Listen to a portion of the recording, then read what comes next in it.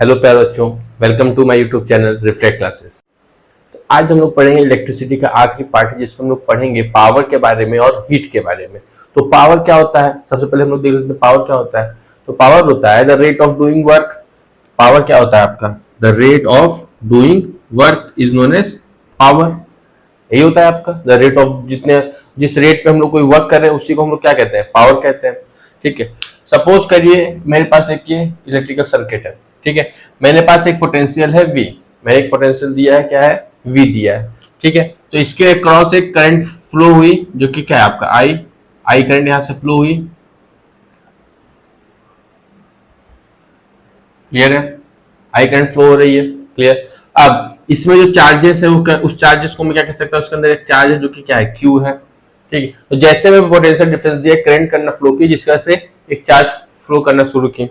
ठीक है, तो ये मैंने एक सर्किट बनाया। तो इस पे कितना वर्क हो रहा होगा? वर्क कितना हो रहा होगा? तो वर्क को हम लोग रिप्रेजेंट कर सकते हैं। V का फॉर्मूला क्या होता है? V का फॉर्मूला क्या होता है? V is equal to W upon Q, कि एक चार्ज पे हम कितना वर्क कर रहे हैं। तो इसी को मैं लिख सकता हूं W is equal to V into Q, ये मैं लिख सकता हूं। क्लियर है? तो अगर अब मैं इस इक्वेशन को इक्वेशन नंबर 2 को इस इक्वेशन नंबर 1 में रखूं तब, ठीक है, तो रखते हैं हम लोग। तो W के प्लेस में मैं क्या लिख दूंगा? V Q लिख दूंगा और नीचे क्या आपका T है। क्लियर? अब मैं इस Q और T को क्या लिख सकता हूं? I लिख सकता हूं। I का फॉर्मूला क्या होता है? I is equal to Q by T होता है। ठीक है, इसको इसमें मैं लिख सकता हूं, ये क्या हो जाएगा? P is equal to V I। तो ये आपको किसका फॉर्मूला हो गया? पावर का फॉर्मूला हो गया कि अगर एक इलेक्ट्रिकल इक्विपमेंट है तो उसमें कितना पावर होगा, वो पावर डिफाइन करेगा उसका वोल्टेज और उसमें से जो इलेक्ट्रिसिटी फ्लो कर रही है, उन्हीं दोनों का जो मल्टीप्लिकेशन होगा वो बताएगा कितना पावर उस इलेक्ट्रिकल सर्किट में है। क्लियर है? सिंपल सा ये फॉर्मूला है। तो एक फॉर्मूला ये आपको पता होना चाहिए। तो P is equal to V into I, वही पावर होगा उस इलेक्ट्रिकल इक्विपमेंट का। तो पावर क्या हुआ बच्चों? पावर हुआ बच्चों? पावर हुआ कि कितना एनर्जी कोई इलेक्ट्रिकल सर्किट कंज्यूम कर रहा है या कितना एनर्जी वो डिसिपेट कर रहा है, वही उस इलेक्ट्रिकल इक्विपमेंट क्या होगा? पावर होगा। तो पावर का फॉर्मूला हमने क्या जाना?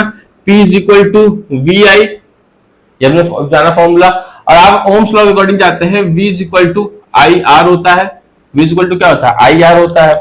ठीक है, तो अगर मैं इस P V के जगह पे लिख दूं आई आर इंटू आई, तो ये फॉर्मूला क्या बन जाएगा? आई स्क्वायर आर बन जाएगा। क्लियर है? एक फॉर्मूला और P इज इक्वल टू, अब आई के जगह पे अगर मैं लिख दूं, इसको मैं क्या लिख सकता हूं? इसको मैं लिख सकता हूं I is equal to V upon R लिख सकता हूं। तो अगर आई के प्लेस में वो चीज यहाँ पे पुट कर दूं तो क्या हो जाएगा? V इज इक्वल टू, तो ये हो जाएगा V स्क्वायर आर। ठीक है, तो पावर कितने फॉर्म में निकले? Power is equal to V I हो गया, power is equal to I square R हो गया, and power is equal to V square upon R हो गया। ये तीन फॉर्मूले हमको यहां से मिल गए। क्लियर है? अब इन तीन फॉर्मूले पे आपके न्यूमेरिकल्स आएंगे। वो कभी पावर जानने के लिए वो करंट दे देगा, रेजिस्टेंस दे देगा, तो आपको ये फॉर्मूला लगाना होगा। वोल्टेज रेजिस्टेंस देगा तो ये फॉर्मूला लगाना पड़ेगा। वोल्टेज और करंट देगा तो ये फॉर्मूला लगाना पड़ेगा। तो इस तरीके से हम लोग फॉर्मूले का यूज करेंगे पावर को जानने के लिए। पावर की एसआई यूनिट क्या होती है? पावर की एसआई यूनिट होती है आपकी वॉट। ठीक है, पावर की एसआई यूनिट क्या होती है? SI unit of power what. Clear है? ये आपकी एसआई यूनिट होगी किसकी? पावर की, इसको हम लोग कैपिटल W से डिनोट करते हैं। क्लियर है? तो यहाँ पे पावर का टॉपिक खत्म होता है। चलिए ठीक है, तो ये बात तो हो गई पावर की। अब बात करते हैं हम लोग हीट की। किसकी बात करते हैं? हीट की बात करते हैं। तो किसी भी इलेक्ट्रिकल सर्किट में हीट क्यों फ्लो होती है? हीट के दो इफेक्ट होते हैं, हीटिंग इफेक्ट और मैग्नेटिक इफेक्ट। तो पहले हम लोग जानेंगे हीटिंग इफेक्ट। तो हीटिंग इफेक्ट क्या है? जब भी मैंने पोटेंशियल दिया, इलेक्ट्रिसिटी फ्लो होना शुरू हुई, तो यहाँ पे कई सारे चार्जेस हैं। तो ये चार्जेस भी क्या करेंगे? फ्लो होना शुरू करेंगे। ये चार्जेस भी क्या करना शुरू करेंगे? फ्लो करना शुरू करेंगे। तो जब ये चार्जेस फ्लो करना शुरू करेंगे तो ये चार्जेस आपस में ही क्या करेंगे? स्ट्राइक करेंगे। आपस में क्या करेंगे? स्ट्राइक करेंगे। आपस में दोनों आपस में सारे चार्जेस एक दूसरे से क्या करेंगे? लड़ेंगे। जैसे ये आपस में सारे चार्जेस आपस में क्या करेंगे? टकराएंगे। तो जैसे ये टकराते जाएंगे तो वो क्या प्रोड्यूस करेंगे, हीट प्रोड्यूस करेंगे।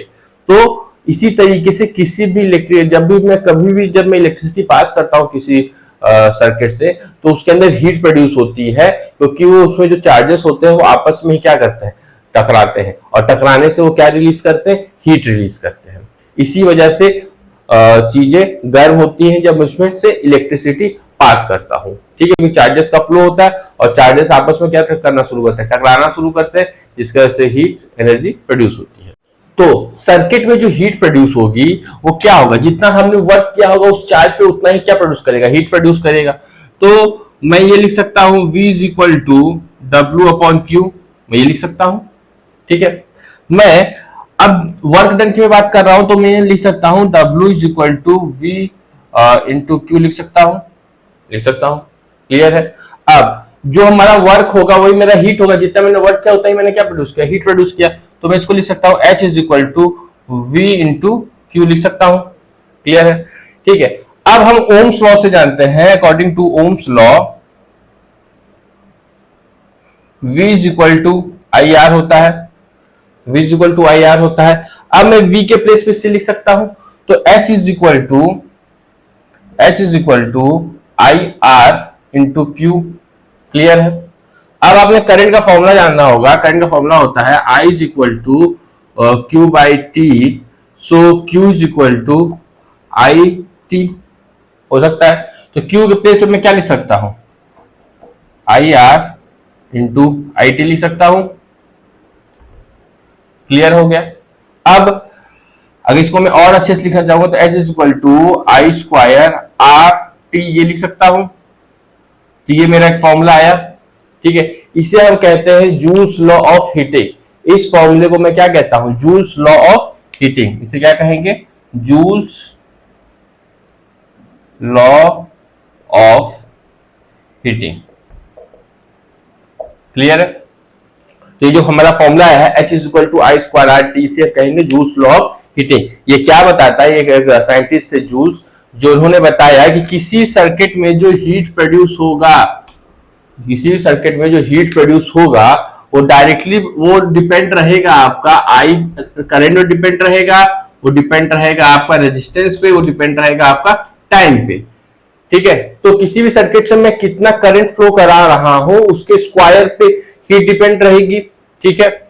उस कंडक्टर का रेजिस्टेंस कितना है या मैं कितना रेजिस्टेंस दे रहा हूं इस पर हीट डिपेंड रहेगी। अगर ज्यादा रेजिस्टेंस होगा तो ज्यादा हीट प्रोड्यूस होगी, कम रेजिस्टेंस होगा तो कम हीट प्रोड्यूस होगी। और तीसरा है कितने टाइम तक मैं इलेक्ट्रिसिटी को फ्लो करवा रहा हूं, कितने समय तक उसमें इलेक्ट्रिसिटी चल रही है, इस पर भी हीट डिपेंड है। अगर मैं कम टाइम के लिए सर्किट को वर्क कर रहा हूं, इलेक्ट्रिसिटी प्रोवाइड करा रहा हूं, तो वो कम हीट प्रोड्यूस करेगा। अगर ज्यादा टाइम के लिए कर रहा हूं तो ज्यादा हीट प्रोड्यूस करेगा।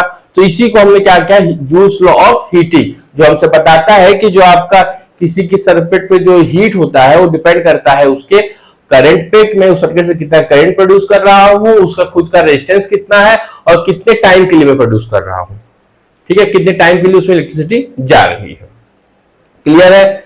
ये डेरिवेशन समझ में आया कि जो भी हीट किसी भी सर्किट में जो हीट प्रोड्यूस होगी वो डिपेंड करेगा कितना हमने वर्क किया है उस चार्ज पे। तो वही मैंने किया, ठीक है, तो वर्क किया है कितना उस चार्ज पे, ठीक है।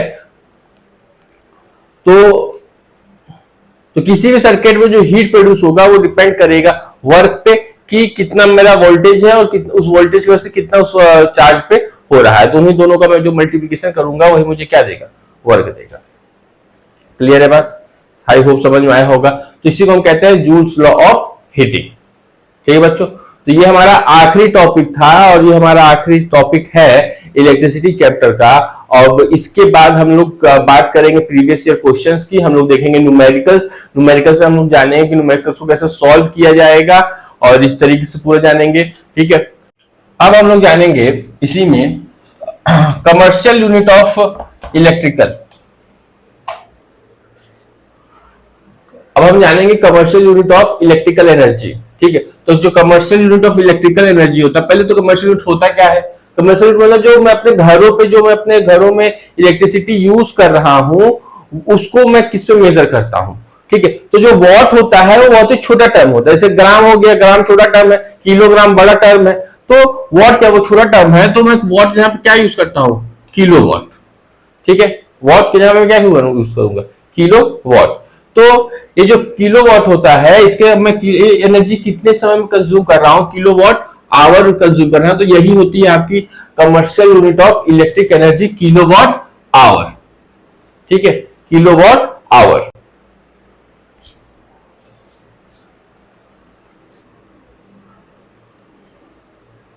अब 1 किलोवाट आवर में, 1 किलोवाट में आपका होगा 1000 वॉट, और कितने आवर को मैं कन्वर्ट कर सकता हूँ सेकंड में, तो हो जाएगा 3600 सेकंड। ठीक है, तो ये आपका आ जाएगा कुछ 3600, और फिर यहां से आपका 000। अगर मैं इसको और लिखना चाहूं तो इसको मैं लिख सकता हूं 3.6 इंटू 10 जूल। ठीक है, तो ये फॉर्मूला होता है किलोवाट आवर को, जब आपसे पूछे किलोवाट आवर को जूल में बताइए, तो आपको ये फॉर्मूला लिखना पड़ेगा। ठीक है, तो ये फॉर्मूला लिखने से आप उस चीज को किसमें कन्वर्ट कर सकते हैं, जूल में कन्वर्ट कर सकते हैं। तो आपको कभी पूछे एग्जाम में कि 1 किलोवाट आवर कितना जूल होता है, तो आपको याद रखना होगा 3.6 इंटू 10 जूल होता है। ठीक है, आई होप ये चीज आपको समझ में आई होगी, क्लियर है।